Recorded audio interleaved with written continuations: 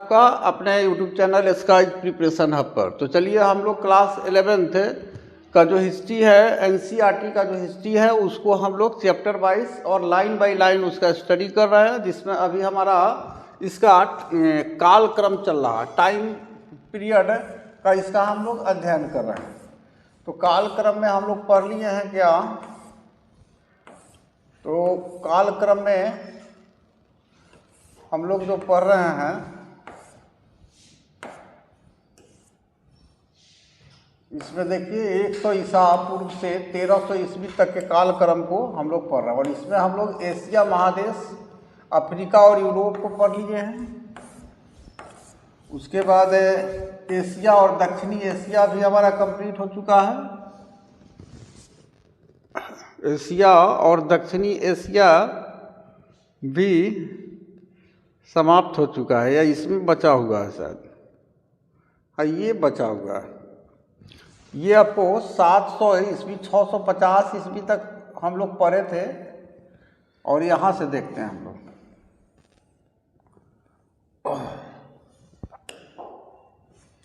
ये आप जो देख रहे हैं, ये एशिया महादेश का कॉलम है, पूरे एशिया का, और वो दक्षिण एशिया का, वो भारत वाला जो हिस्सा।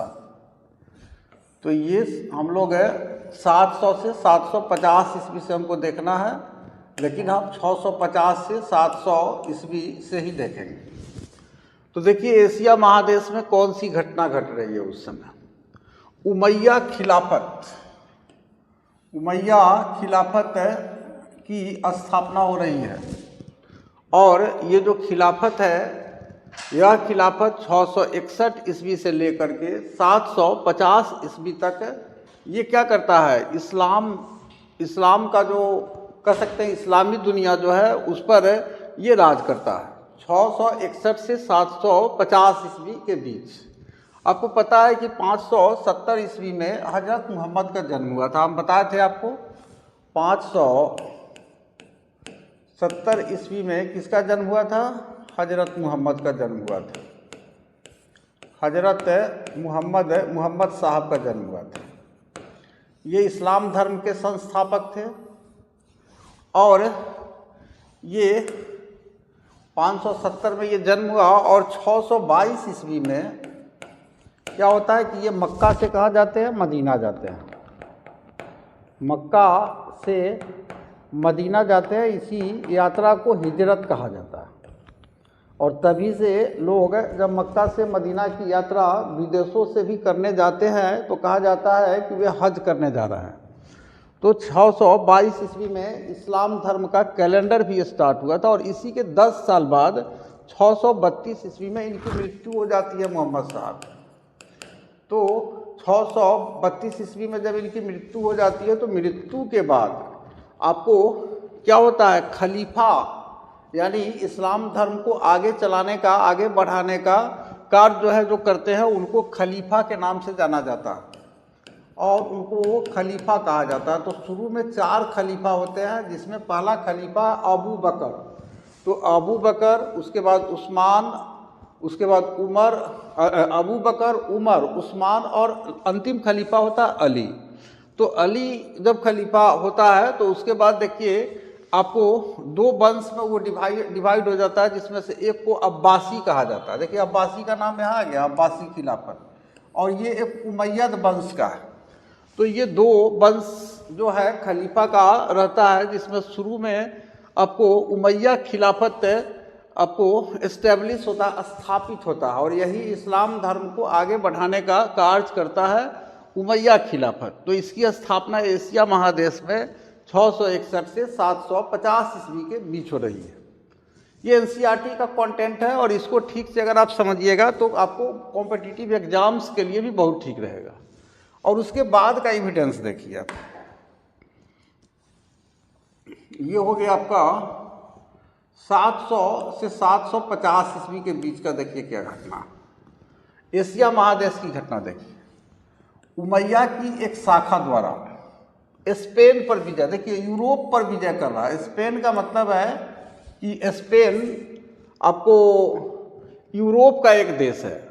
तो उमैयद जो खिलाफत की स्थापना 661 ईस्वी में हो रही है, वह 750 ईस्वी तक शासन करता है। इस्लाम धर्म पर हम कह सकते हैं कि इस्लाम धर्म को आगे बढ़ाता है, यानी इस्लाम जगत पर शासन करता है, उमैया खिलाफत। और इसी खिलाफत की एक शाखा, एक ब्रांच है, और वो ब्रांच क्या करता है कि स्पेन पर विजय प्राप्त कर रहा है। देखिए इसका डेवलपमेंट हो रहा है 700 से 750 ईस्वी, यानी देखिए 61 में स्थापित हो रहा है, और ये 700 से 750 ईस्वी के बीच में यूरोप के देश पर विजय प्राप्त कर रहा है। और इसी समय एक और घटना घट रही है। देखिए चीन में एक वंश की स्थापना हो रही है 700 से 750 ईस्वी के बीच। चीन में तांग वंश की स्थापना हो रही है। तो ये सब इम्पोर्टेंट घटना है जिसमें हम लोग कालक्रम एशिया और दक्षिण एशिया का पढ़ रहे हैं। अब चलिए, हमारा भारत जो है दक्षिण एशिया के देश में आता है, साउथ एशिया में हमारा भारत है। इसमें अरबों की सिंध पर विजय होती है 712 ईस्वी। इस समय सिंध जो है, आज का जो पाकिस्तान देख रहे हैं, उसी पाकिस्तान में सिंध एक प्रांत है। और उस समय 712 ईस्वी में सिंध का राजा जो था, उस राजा का नाम था दाहिर। और इसी दाहिर पर अटैक करता है कौन? उस व्यक्ति का नाम है मुहम्मद बिन कासिम। मुहम्मद बिन कासिम ये 712 ईस्वी में अटैक करता है, और ये अरबी है, अरब का है। और ये समझिए कि आपको बगदाद का खलीफा है, और उसी खलीफा का दामाद है ये। उस खलीफा का नाम हज्जाज है। जो खलीफा उस समय, उसका नाम है हज्जाज, और इसी हज्जाज का दामाद है मुहम्मद बिन कासिम। और ये 712 ईस्वी में भारत पर अटैक करता है। क्यों करता है, इसके पीछे भी कुछ कारण है। तो अटैक इसलिए करता है कि हज्जाज जो है, इसका हज्जाज जो आप देख रहे हैं, ये क्या है? बगदाद का खलीफा है। कौन है ये? बगदाद का खलीफा।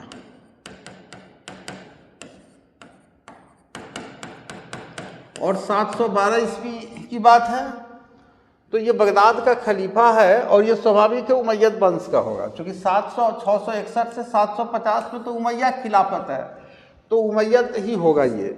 तो ये खलीफा जो है, इसका जहाज, इसमें एक वर्ड लिख देते हैं जहाज, यानी शिप, जहाज यानी पानी में चलने वाली जो नाव होती है, बड़ी बड़ी जो नाव होती है। तो उसी नाव पर इसका श्रीलंका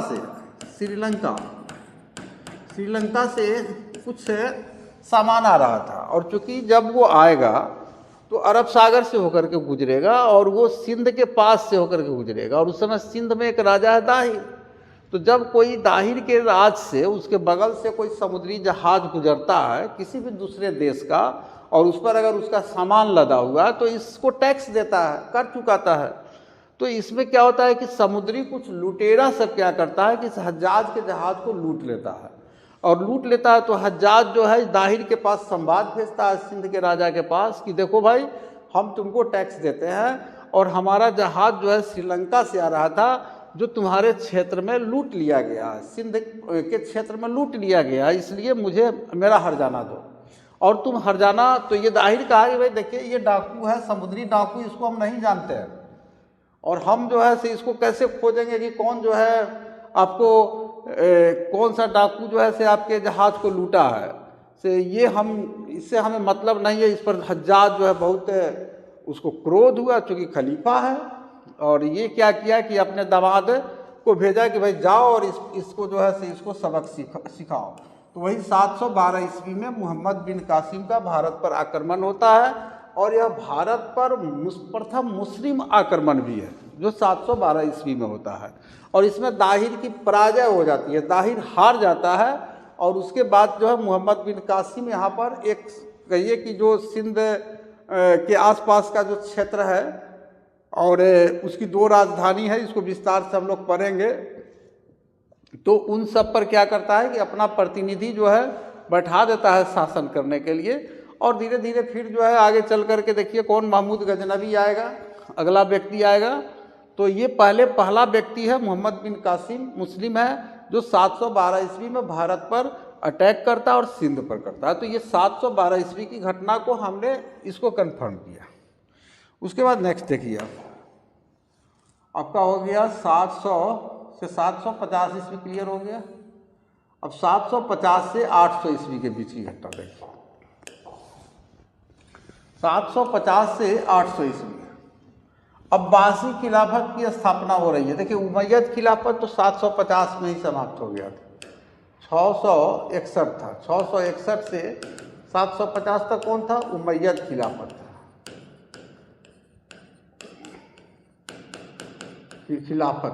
खिलाफत था मतलब उमैयद वंश का खलीफा जो है राज किया था 661 से 750 तक। और अब उमैयद को हटा दिया, उसको डिस्प्रेस करके हटा करके और अब्बासी खिलाफत की स्थापना हो रही है। हम बोले थे ना कि ये 700 उसके बाद और बगदाद का एक मुख्य सांस्कृतिक और वाणिज्यिक केंद्र बनना। और आपको बगदाद जो देखिएगा जो आज के इराक की राजधानी है वो बहुत बड़ा कल्चरल सेंटर बन जाता है, एक सांस्कृतिक क्षेत्र बन जाता है और एक ट्रेड सेंटर ही बन जाता है, बहुत बड़ा व्यवसायिक केंद्र, वाणिज्यिक केंद्र भी बन रहा है। ये एशिया महादेश की घटना देखिए 750 से 800 ईस्वी के बीच की ये घटना। उसके बाद 800 से 850 ईस्वी के बीच का साक्ष्य देखिए।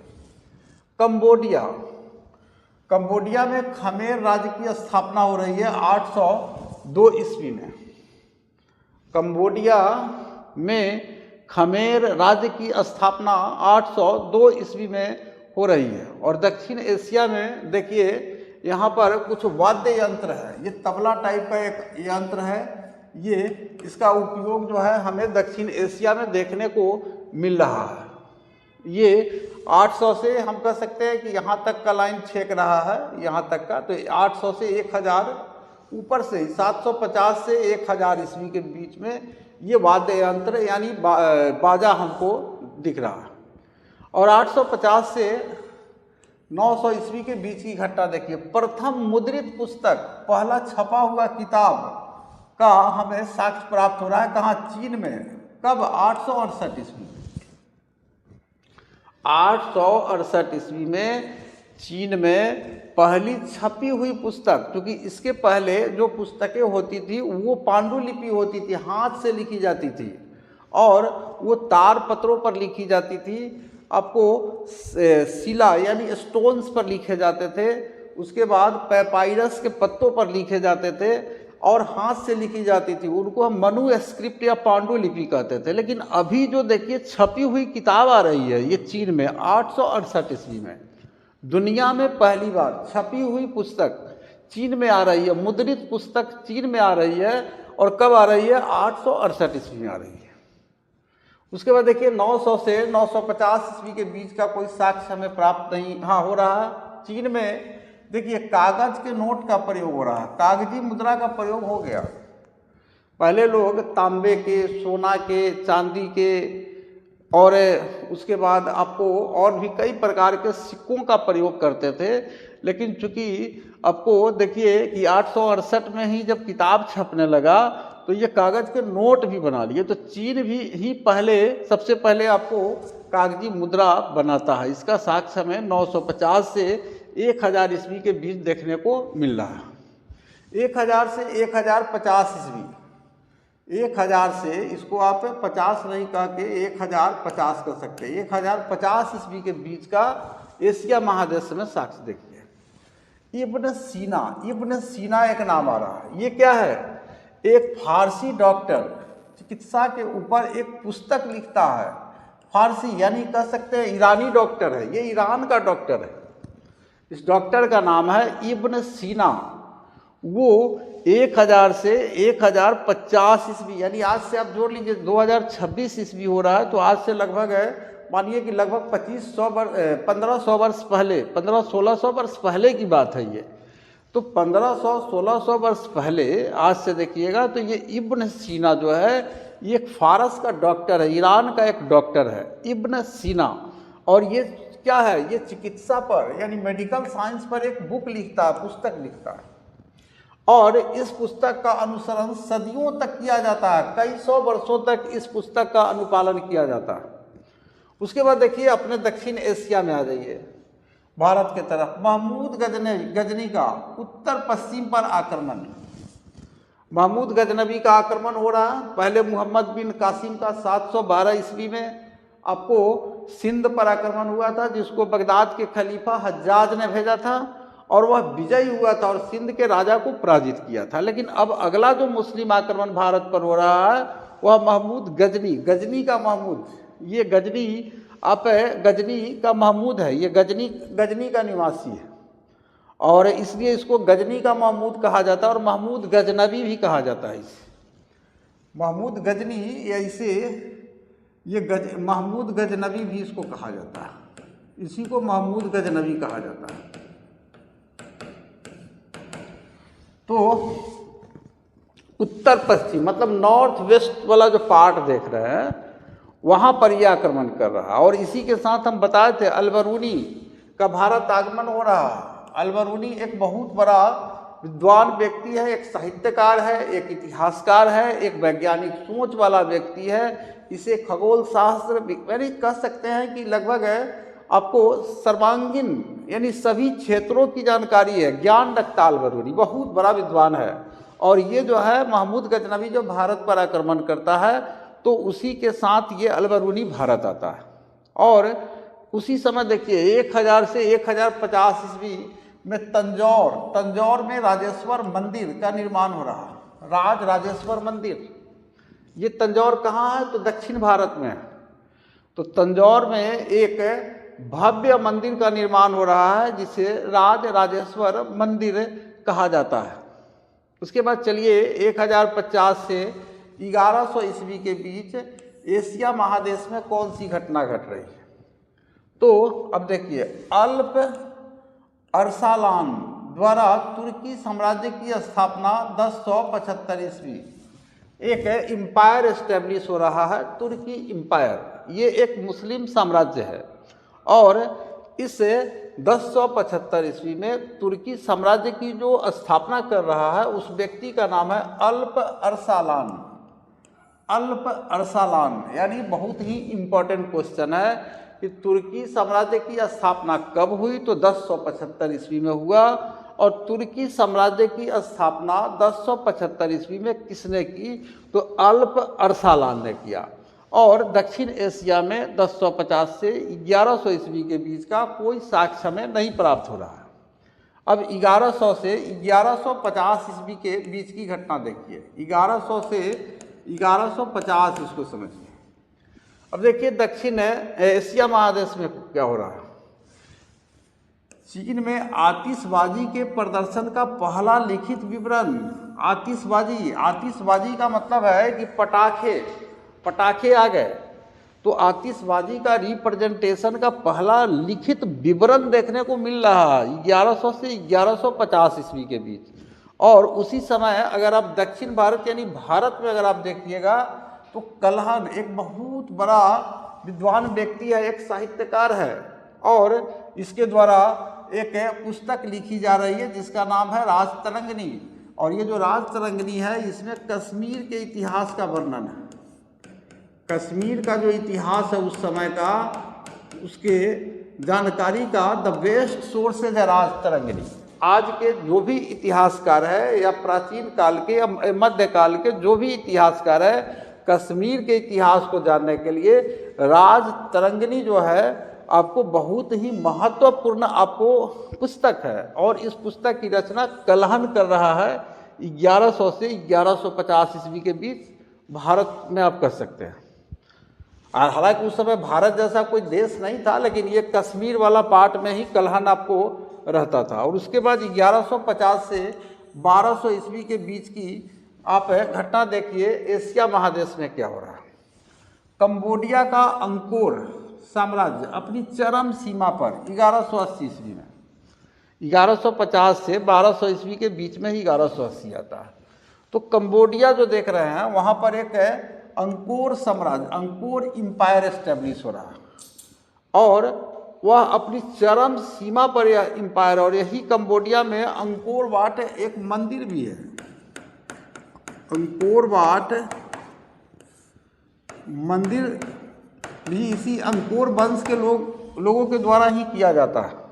अंकोर वाट मंदिर, अंकोर वंश के लोगों के द्वारा ही किया जाता है कंबोडिया में, अंकोर साम्राज्य के द्वारा किया जाता है। और अंकोर वाट में मंदिर प्रांगण, मंदिर के अंदर एक प्रांगण बन रहा है, मतलब कह सकते हैं कि एक आपको बहुत बड़ा फील्ड जो है आपको देखने को मिल रहा है। और भारत में देखिए दक्षिण एशिया में क्या हो रहा है, 1206 ईस्वी में दिल्ली सल्तनत की स्थापना हो रही है। क्योंकि आप जानते हैं कि 1191 में तराइन का प्रथम युद्ध होता है, और इस तराइन का जो प्रथम युद्ध होता है, तराइन आपको हरियाणा में है, हरियाणा का एक मैदान है, फील्ड है। तो तराइन का जो प्रथम युद्ध होता है, इसमें पृथ्वीराज चौहान और मोहम्मद गोरी के बीच होता है, जिसमें मोहम्मद गोरी हार जाता है और भागने लगता है।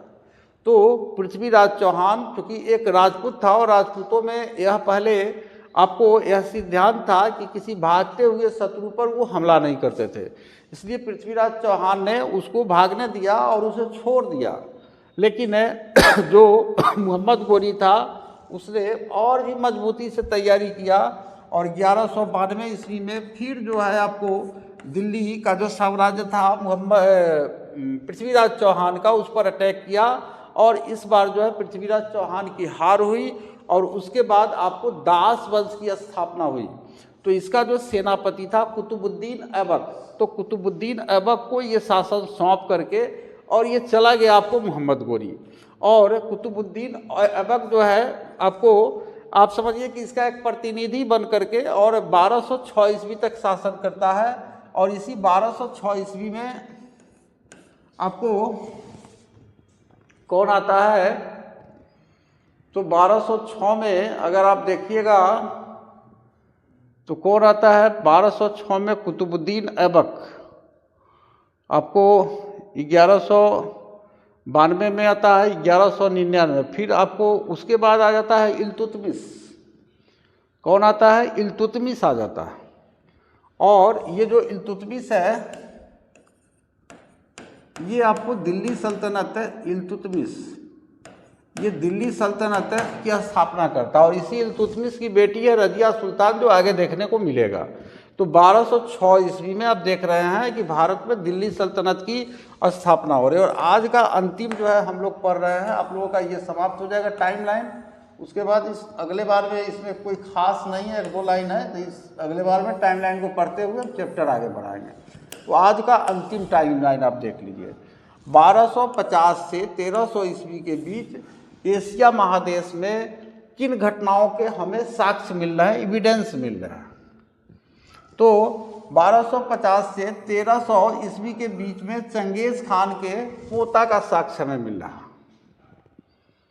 उसके बाद कुबलई खान चीन का सम्राट बनते हैं, कुबलई खान चीन का सम्राट बनते हैं, इनका भी हमें साक्ष्य प्राप्त होता है। और ये साक्ष्य कुबलई खान जो है चीन का सम्राट बनते हैं, ये आपको चंगेज खान के ही वंश से है।